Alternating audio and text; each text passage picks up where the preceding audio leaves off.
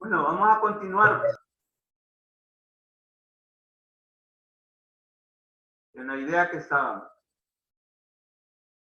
Bien, en la reunión anterior estábamos pues comentando y analizando pues eh, lo que significa esa relación, la relación que nosotros tenemos con las tres dimensiones de la realidad, que son el pasado, el presente y el futuro. Y cómo en ese devenir, en esa relación dialéctica, en esa relación de desarrollo y superioridad, porque por ejemplo nosotros los seres humanos, para que en este momento estemos reunidos recibiendo una cátedra de sociología general, es porque hemos tenido un proceso de desarrollo y superioridad. Ustedes y yo, ¿sí? Hemos hecho historia, porque somos seres históricos. ¿Y por qué somos seres históricos? Porque estamos vinculados a una realidad estrechamente y esa realidad nos transforma a nosotros y viceversa. Nosotros transformamos a la realidad. Ahora bien, la acepción de historia que queremos nosotros dejar planteada. De ahí que la historia deviene en un hacerse constante y continuo, en donde los sujetos o actores de esa historia proponen proyectos de vida. Esto hay que tener mucho cuidado, porque si no hay proyectos de vida, entonces no estamos a la altura de las circunstancias para hacer historia. Yo les decía hace unos minutos, más que todo en el periodo anterior, de que ustedes están materializando objetiva y subjetivamente un proyecto de vida. Y si ustedes están en una forma, digamos, guiada, organizada, disciplinada y conscientemente, entonces van a hacer historia y van a estar haciendo historia. Bien. Dos, acuérdense que estos son presupuestos, son enunciados del enfoque histórico. El enfoque histórico también le importa mucho que la historia pesa en la cabeza y conciencia de los sujetos y actores reflejado en la concientización, organización y movilización dentro de larga y corta historia. Este es un planteamiento de Gramsci. Resulta que para Gramsci, este señor era un sociólogo contemporáneo italiano. Él decía que los seres humanos estamos ligados a una gran historia y también a la pequeña historia. La gran historia, a él le llamaba la estructura histórica de la sociedad. Y la pequeña historia le llamaba a la coyuntura, que eran la situación actual, el momento actual, o el análisis de situaciones. Entonces, la historia pesa en la cabeza de todos nosotros. ¿Cómo es eso? ¿Cómo es eso que nosotros andamos en nuestras cabezas cristalizada la historia? Todo lo que ustedes han tenido que vivir para aprender lo que han aprendido. ¿Sí? Todo lo que tienen ahorita de conocimiento, de aprensiones, de habilidades, de destrezas, todas esas destrezas desde el caminar, desde el hablar, desde educarnos sistemáticas y asistemáticamente, eso es historia. Eso es historia cristalizada en nuestra existencia. Por eso la historia pesa sobre nuestras cabezas. Y ayer hablábamos de tradiciones, ¿no? ¿Se acuerdan? Cuando hablábamos del enfoque teológico. Aquí en nuestra cabecita andamos tradiciones bien metidas. religiosas, ¿sí? Más que todo religiosas. Tenemos tradiciones también de vida, ¿sí? Entonces, vean, nosotros pues somos seres históricos porque también andamos en nuestro cerebro, en nuestros procesos psíquicos, ¿sí? Expresamos también la historia vivida.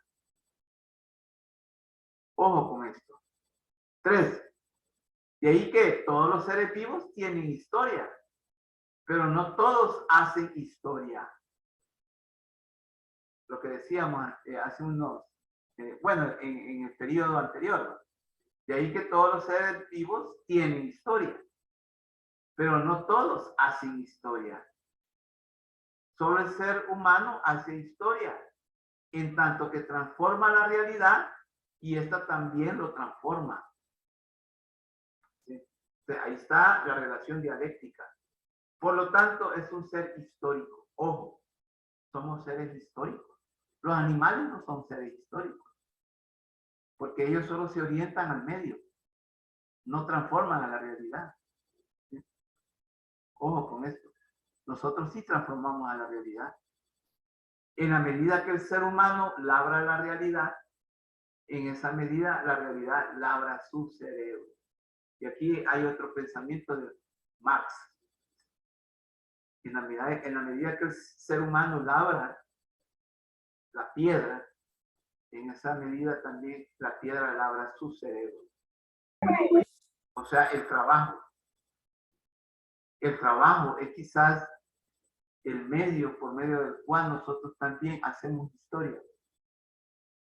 Las relaciones laborales. Tercer enunciado y un cuarto. La importancia entonces del enfoque histórico para la sociología estriba en que explica y problematiza cómo el ser humano ha desarrollado y superado condiciones materiales y espirituales en el transcurrir de lo temporal y espacial, de lo simple a lo complejo, y que se configura en la conciencia, en el reflejo subjetivo de la realidad objetiva. Esa es la conciencia, el reflejo subjetivo de la realidad objetiva. Yo, por ejemplo, cuando les hago preguntas a ustedes, nosotros como sociólogos debemos de tener la creatividad y la imaginación de poder descifrar cuál es la realidad de ustedes. ¿Cuál es la realidad de ustedes? Yo cuando he platicado con ustedes aquí en clase, les he hecho algunas preguntas y ustedes me han respondido. Yo catalogo, yo verifico la realidad de ustedes. ¿Por qué? Porque ustedes expresan la conciencia, su conciencia, a través del lenguaje, a través del cerebro, y que es un reflejo subjetivo de la realidad objetiva. Ojo con esto. Entonces, la importancia del enfoque histórico estriba en eso, porque explica cómo el ser humano ha desarrollado y superado condiciones materiales y espirituales en el transcurrir del tiempo. Cómo el ser humano pasó de la comunidad primitiva al esclavismo, del esclavismo al feudalismo, y del feudalismo al capitalismo, y el capitalismo en su momento pasó al socialismo en su momento. Entonces, por eso que también es importante el enfoque histórico. A manera de conclusión, que los enfoques en sociología como orientaciones temáticas específicas complementan y enriquecen la visión holística de las ciencias sociales y permiten rescatar el principio de totalidad, articulada en niveles problemáticos para no perder la perspectiva histórica y dialéctica de la realidad. Esta es la conclusión a la que podemos llegar con respecto a los enfoques históricos. ¿Hay alguna pregunta? ¿Sí? Los exhorto que si tienen alguna duda, alguna consulta con respecto a la pregunta. Estamos 9 participando, los mismos 9 de ayer, no sé, ya vamos a verificar. Si no tienen alguna duda, alguna pregunta, vamos a continuar. Recuerden que son 3 temas los que nos hemos planteado esta semana. Bien, fíjense que todavía vamos a seguir con los enfoques.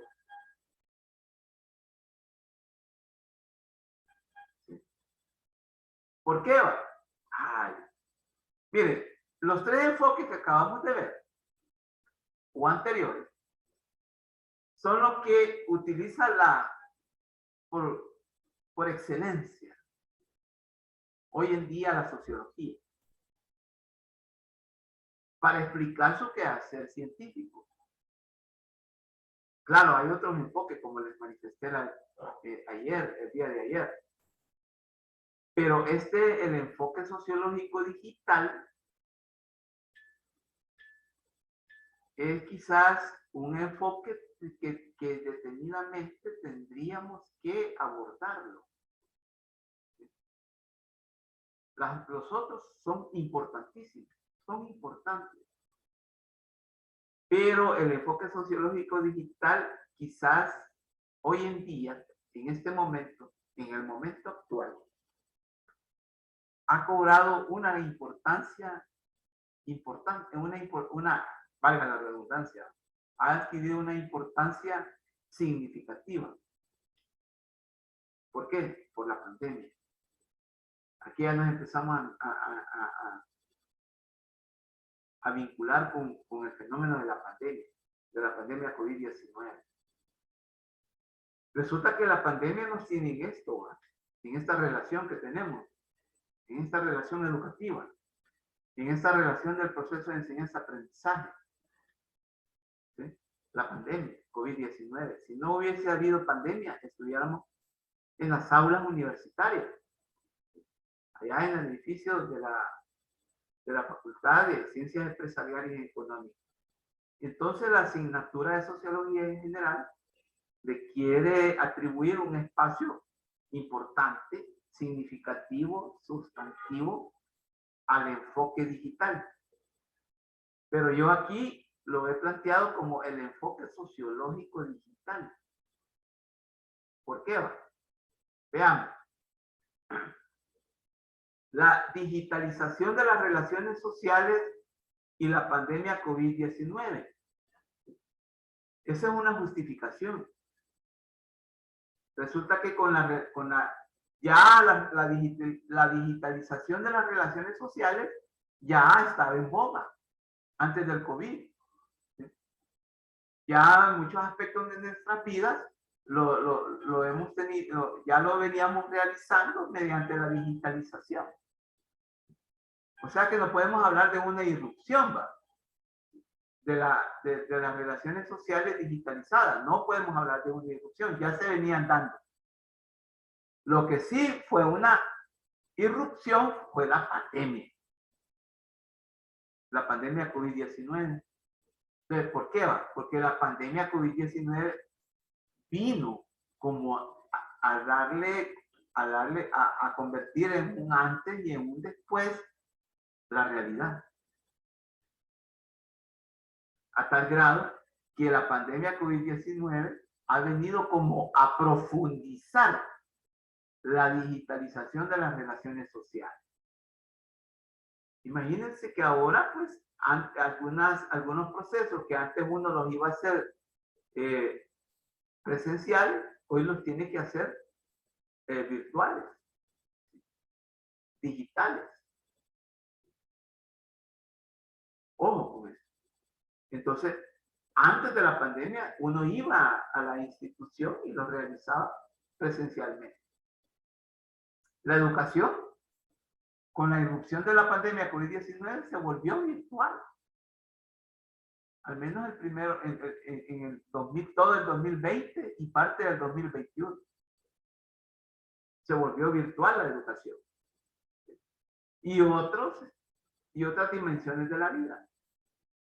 Así que por eso es que vamos a dedicarle un espacio especial al enfoque sociológico digital. Hay una idea a fuerza: el desarrollo inusitado de las TICs. ¿Qué son las TIC? Las técnicas de la información y de la comunicación. Esas son las TIC. El desarrollo inusitado de las TIC en los últimos 20 años ha provocado un replanteamiento y un repensar de las relaciones sociales que se refieren necesariamente a las que se establecen entre seres humanos. Lo que no quiere decir que la relación fundamental entre seres humanos y naturaleza no haya registrado también transformaciones, más que todo en el sentido de la obtención de información para la transformación de la naturaleza. Por ejemplo, el cambio climático, que es un fenómeno, es un problema natural en un primer momento, pero inmediatamente es socionatural. También nos está exigiendo pues, que haya una relación con la naturaleza en la cual utilicemos las TICs. Pero también, y aquí se me olvidó poner el COVID, pero aquí está enunciado al principio. Vista así la situación, vamos a tener que hacer una distinción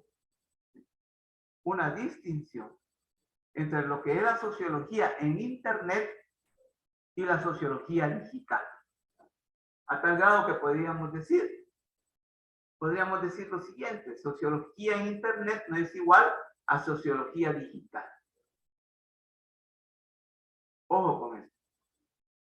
Aunque sí existe una relación íntima en el sentido de que una ha brindado novedosamente información como nunca antes, puesto que la abundancia de datos, documentos de análisis, cursos en línea para la formación en las distintas disciplinas científicas, acceso y conocimiento eficaz a fuentes de información, ha configurado un contexto histórico que ha permitido extender los ámbitos o campos del mundo de las relaciones sociales hacia niveles de desarrollo en diversidad y pluralidad, lo que ha impactado en el quehacer de las ciencias sociales y en la sociología específicamente, surgiendo la sociología digital, lo que se traduce en una complejidad y entramado de relaciones sociales, hechos sociales y acciones sociales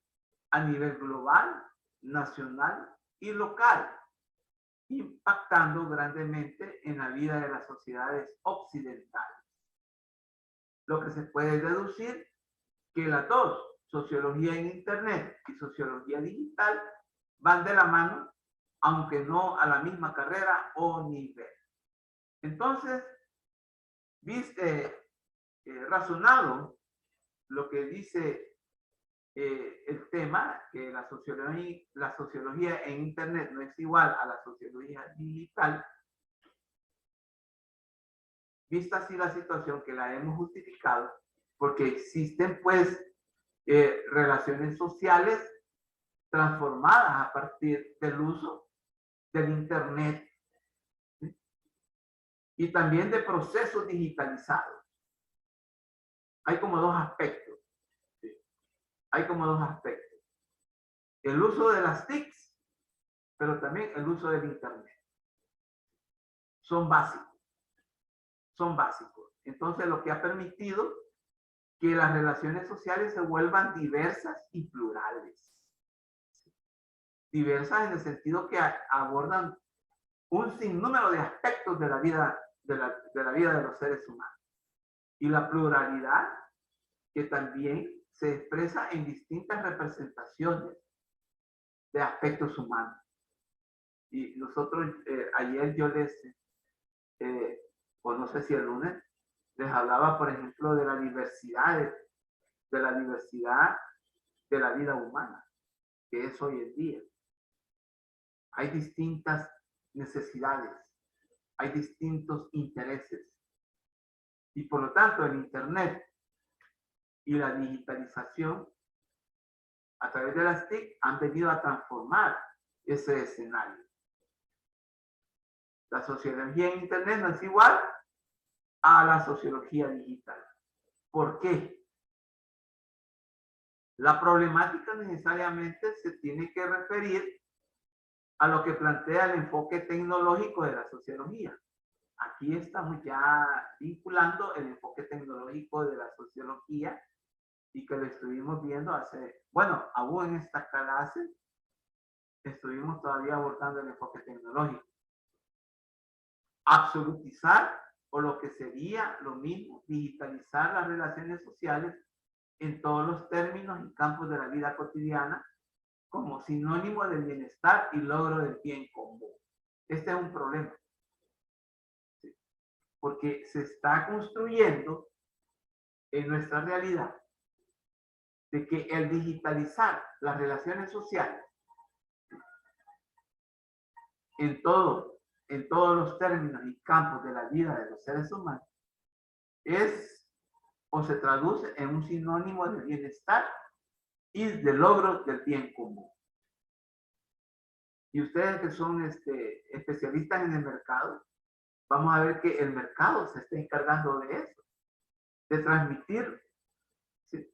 De transmitir una imagen en la cual, ¿sí?, esto de la digitalización de las relaciones sociales en todos los campos de la vida está generando bienestar y logro del bien común. Y ya le hablábamos de cuando nos referíamos al acceso, ¿sí?, al acceso a la tecnología. No hay un acceso mayoritario, no hay un acceso masivo a la tecnología. Entonces ya no podemos hablar del logro del bien común y mucho menos del bienestar. Por ejemplo, en El Salvador, en la pandemia, durante la pandemia, hemos visto cómo las desigualdades entre la población se han expresado. Y más que todo, por ejemplo, la brecha digital, en vez de mermar, en vez de estabilizarse, se ha agrandado más. La brecha digital. Si no, veamos también cómo nuestros jóvenes, nuestros niños y niñas tuvieron que recibir clases virtuales subiéndose a los árboles para poder lograr la señal de internet. Cómo los padres de familia tuvieron que comprar saldo, ¿sí?, saldo para el teléfono y ahí que recibieran las clases. Ahí ya no podemos hablar del logro del bien común ni de bienestar. Volvemos a la situación, el estado de la cuestión. La disposición de información en forma exuberante y repentina y la difusión y extensión de plataformas de comunicación como el correo electrónico, foros de discusión, redacción en línea, comunicación en chat y las redes sociales han impactado en el pensar, sentir y actuar de las sociedades y perfilado un modo de vida y lo más complejo, en un modo de ser. A tal grado de que uno de los signos de los tiempos hoy en día es la prevalencia del uso de la tecnología digital en todos los procesos de la vida cotidiana, inclusive en aquellos que involucran el control social para propósitos inconfesables. Este es el estado de la cuestión. O en otras palabras, este es el contexto histórico-social del problema que estamos viendo. ¿Sí? Resulta pues que hoy en día hay una prevalencia de la tecnología digital, a tal grado que también se está utilizando para el control social. Si no, veamos pues el control social que está ejerciendo el Estado salvadoreño sobre ciertos grupos sociales. Por ejemplo, a los periodistas. Los está espiando. Está ejerciendo espionaje a través de la tecnología digital. Y no digamos con otras personas, no digamos con otros sectores sociales de la sociedad civil. Pero también vemos cómo hay una prevalencia, y a eso es lo que nos preocupa, de la tecnología digital en los procesos de la vida cotidiana. Es que no es estar en contra de la tecnología digital, sino de lo que estamos, el asunto y el detalle es que esa tecnología digital no llega a todos los sectores de la población. El problema es de acceso y no de existencia. Entonces, el no acceso a la población mayoritaria es lo que le preocupa a la sociología. Es lo que le va a preocupar a la sociología. Porque eso que crea problemas. Lo que decíamos ayer, la tecnología y la técnica han solucionado problemas. Eso está sobradamente conocido. Pero hoy está provocando problemas. Problemas muy complejos, muy complicados. Y que están llevando a que haya incluso violencia. Violencia social. Entonces, lo que nos importa a nosotros es que la tecnología digital llegue a todos los rincones territoriales, pero también a todas las dimensiones sociales de la vida. A eso le apostamos como sociólogos, a eso le apostamos desde la sociología. No estamos en contra de la digitalización de las relaciones sociales. Más cuando eso abrevia más los procesos y los agiliza y los facilita. Eso es bueno, eso es valioso, pero lo que nos importa es que también toda la población o la mayoría de la población tenga acceso a esos mecanismos de digitalización de la vida en comunidad, de la vida social. Que quede claro esa situación. No estamos en contra. Así cuando yo les decía también, no estamos en contra del mercado. Si el mercado es tan viejo como la humanidad, es porque hemos estado viviendo con el mercado y vamos a seguir teniendo un vínculo estrecho con el mercado. Nosotros desde la sociología lo que planteamos es que el mercado debe ser controlado y debe ser regulado. Porque la vida, ¿sí?, ha sido premiada por los intereses del mercado. Y eso ha provocado problemas. Entonces, lo que nosotros planteamos desde la sociología es que haya una regulación, un control, ¿sí?, para que no haya abuso. Para que no haya abuso en las demás dimensiones. A eso. Esa es la verdadera razón de por qué nosotros, desde una perspectiva científica, planteamos, sí, el mercado es necesario, pero tiene que ser controlado y regulado. Lo mismo, la tecnología digital, sí, es necesaria, es buena, es valiosa, pero debemos, desde la perspectiva de las ciencias sociales, debemos de hacer un análisis científico para proponer cómo la tecnología digital se democratiza.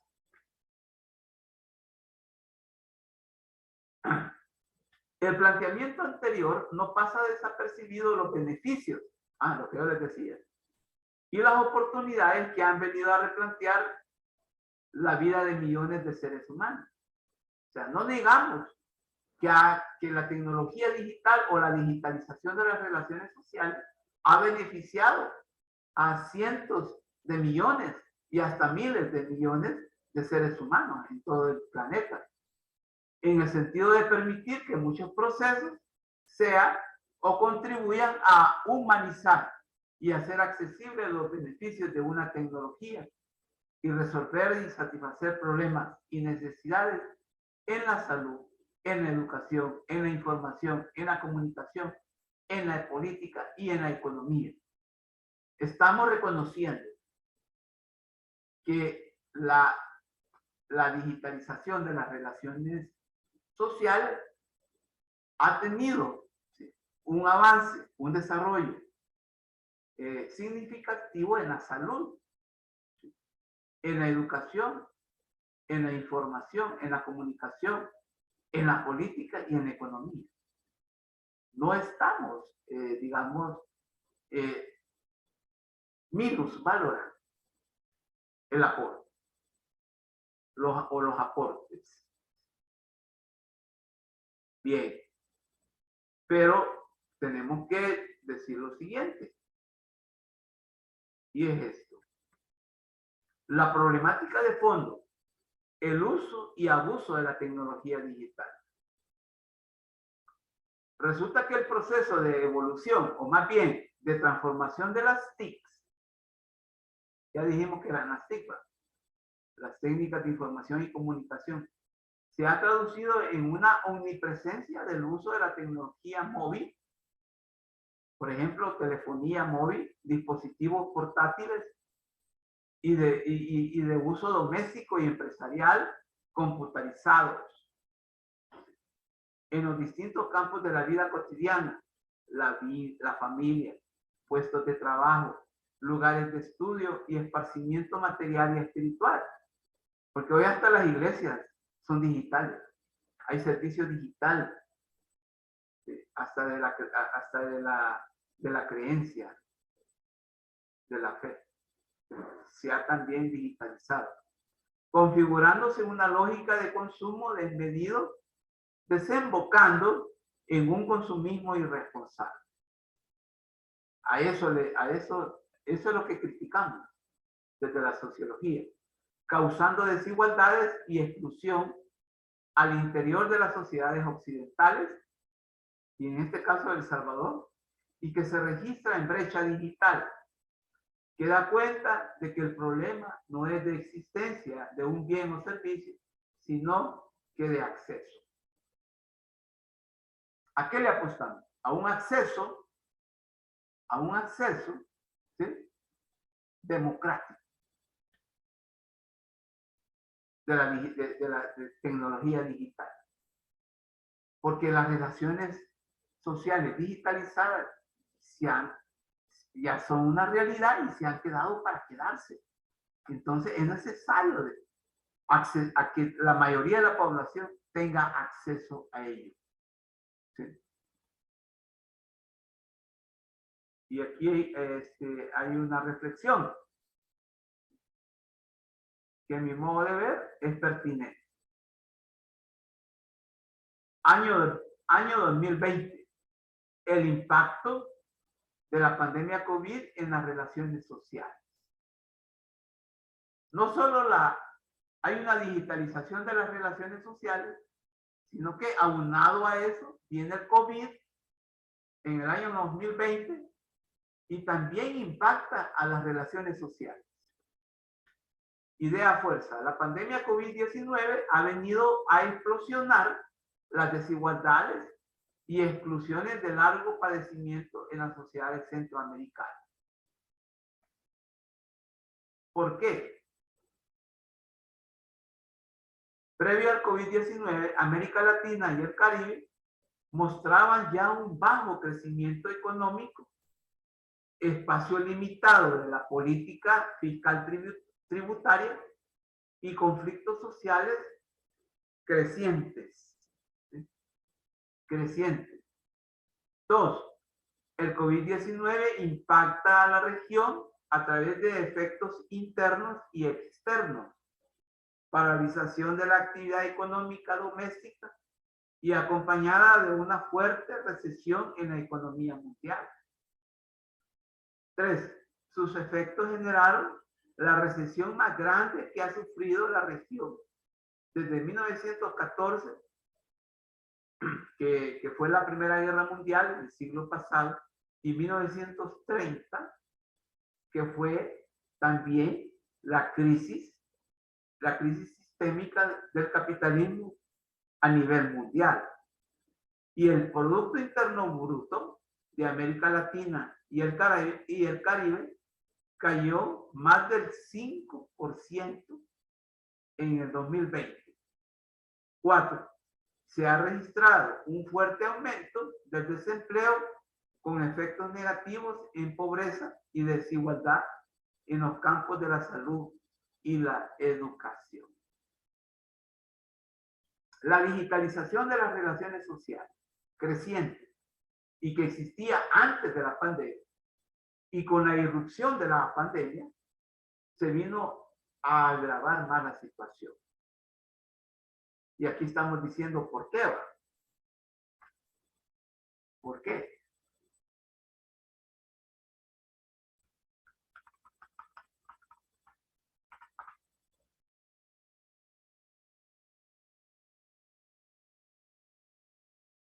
Ese no es el por qué que nos refería.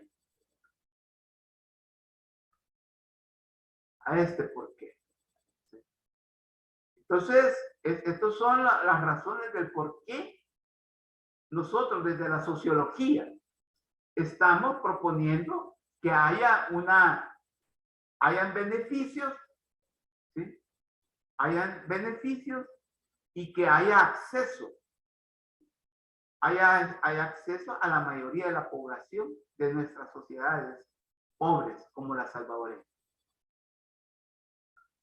Por esto y estas razones, porque ha provocado estos problemas. Bien. Y este es un efecto inmediato. Se rompe con la normalidad para construir otra. La digitalización de las relaciones sociales, la economía, la educación y el empleo, el teletrabajo. Imagínense que el año pasado incluso hasta se aprobó una ley para el teletrabajo en El Salvador. No sé si se dieron cuenta ustedes. Una ley de emergencia. Porque el trabajo se volvió virtual. ¿Sí? El teletrabajo como una forma de poder pues, establecer un vínculo productivo entre empresas y trabajadores. ¿Por qué? Porque la normalidad previa a la pandemia se rompió. Ya no pudimos volver a ser, o ya no somos como antes del 2020, para decir el 2019.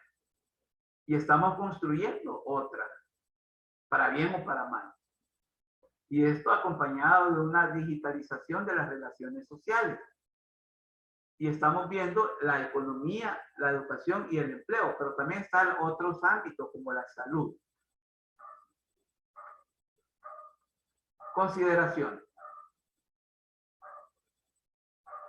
Ojo con esto, que el impacto en las condiciones materiales y espirituales de la población en el pensar, sentir y actuar ha sido muy fuerte, a tal grado que se ha traducido en un parteaguas. El parteaguas es algo que parte en un antes y en un después de una situación en la vida cotidiana a corto, mediano y largo plazo, tomándose muy en cuenta y de forma sustancial las medidas de higiene para la convivencia en los distintos ámbitos de la vida: familia, trabajo, lugares de estudio, esparcimiento y en lugares públicos necesarios de frecuentar, como el transporte, el supermercado, el mercado, los hospitales, los bancos y otras instituciones de interés personal y colectivo.